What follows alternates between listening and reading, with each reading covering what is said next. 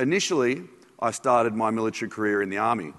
I was a paratrooper at 3 RAR in Sydney, and I basically joined the Army to get away from a life that wasn't really going in the direction that I wanted it to. Now, as a clearance diver, there's 4 main roles that we do. There's MTO, or Maritime Tactical Operations. In this role, you're in a black wetsuit, you dive on an oxygen rebreather mounted on your chest, you have a rifle on your back, pistol on your leg, and a backpack full of tools and explosives. Now, this is a clandestine part of the clearance diving where you're swimming up to a couple of hours underwater in the middle of the night to possibly place explosives on ships, wharfs, clear beaches, things like that. The second one is MCM, or mine countermeasures. Now, I'm actually instructing this course at the moment, and the whole role of it is basically to search out and dispose of mines. The third one is UBDR, or underwater battle damage repair.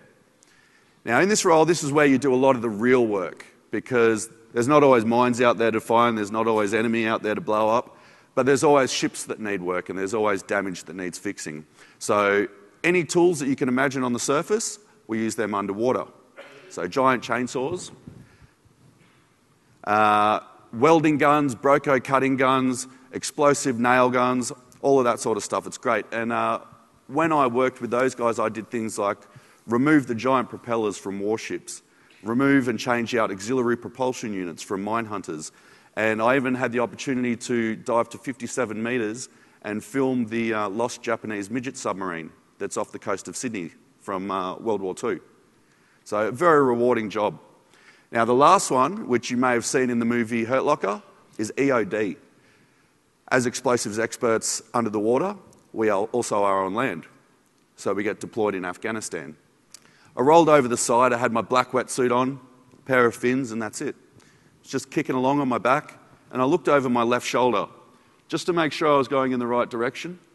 And before I turned back, I felt an almighty whack in my right leg. I didn't really think too much of it. It didn't hurt. I just figured the boys got too close in the boat and I didn't hear it, or a bit of driftwood hit me. And then I looked down, and there was a massive shark's head attached to me. Now, in a bit of shock for a couple of seconds, I sat there and went, what the hell do I do now? And I think he was staring at me going, can I eat it? And I went, I've seen Discovery Channel, go for the eye. But my hand wouldn't move. And I looked down, and I saw a line of teeth all across my wrist, all across my leg. The lips were pulled back, the gums were showing, and I went into panic stations.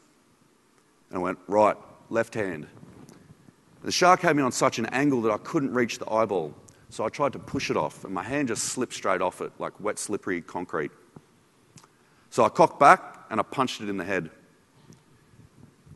And it did nothing. I think it just upset it.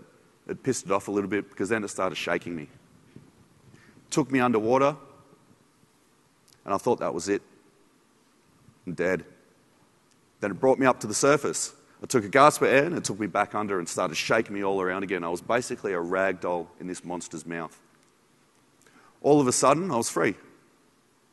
I popped to the surface, and I saw the shark's tail splashing out in front of me, and I started to swim away. And I looked up, and my whole hand was gone. It just finished at my wetsuit. I was laying in hospital for 9 weeks. I had a lot of time to think, and I've always had a bit of an Australian she'll be right attitude. It'll come good. But I knew I was in a pretty bad place. I knew I couldn't grow my leg back or grow my hand back, even though when I was on ketamine I tried. But I had a lot of time to think. I had to work out what I was going to do. I figured I had a great life before this.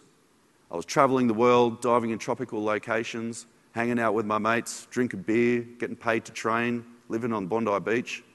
Why would I want to give that up? So I decided not to. The day after I had my leg removed, in the afternoon, the doc came by and found me doing this in my bed. Understandably, he was not very impressed.